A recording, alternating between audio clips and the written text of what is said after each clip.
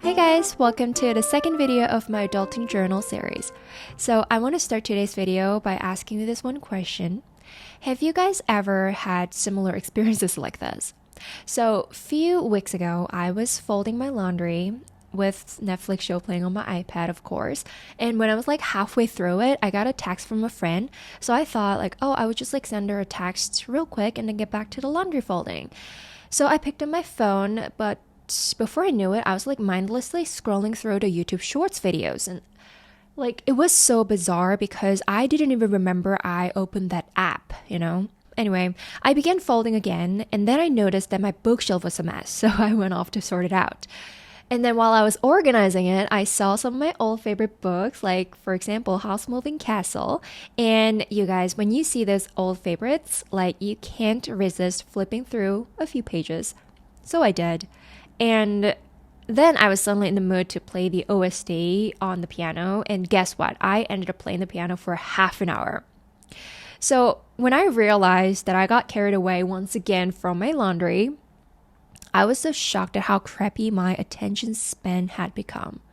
So I shared this story with my friends and they totally related. So that's when it hit me like, oh, it might be a generational issue. So it is like no-brainer that content that we now consume is progressively becoming shorter and shorter. Like the language of the internet in this era nowadays is like bite-sized videos or posts like YouTube Shorts, Instagram Reels, Twitters, or like TikToks and whatever. Now, I'm not saying that the content has no value. I'm not saying that, but I'm talking about our behavior, you know, like that is something that needs to be paid attention to. So for example, let's run through the common pattern on social media. So you open an Instagram and then you scroll down the feeds filled with your friends' selfies, celebrities, photo shoots, some language learning ads, and then like travel snaps and some random cute animal clips and some more ads. Then you move to YouTube and then you get sucked into 1 minute long video. Probably like browse some of the comment section there and then scroll to the next video, completely forgetting about what you just saw, right? But like, have you ever thought about like, while you're doing this, your brain is forced to restart its focus constantly. And that means like you're training your brain in that way.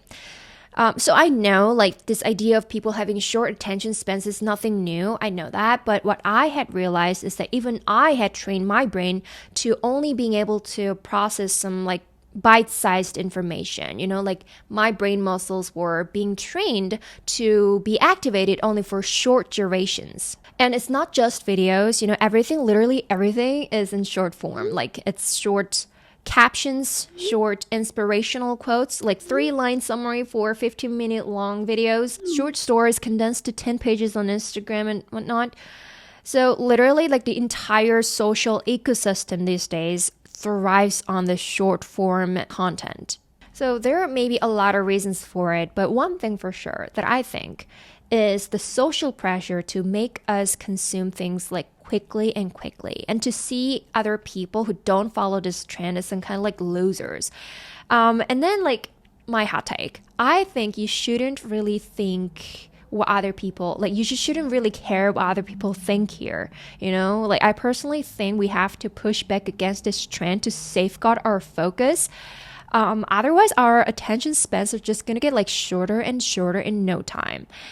But I know that I am powerless to stop this short form trend. So here are some of my strategies, like 3 strategies that I use to protect my focus. And that is like, first, I am back to reading books, but from cover to cover. So I used to jump around chapters. I used to like start from chapter 8 and then go back to chapter 2. And if I'm done, I just like finish it, like close the book. But then now I'm just like starting from the beginning, like chapter 1, and then I read them in order to chapter 10, like that.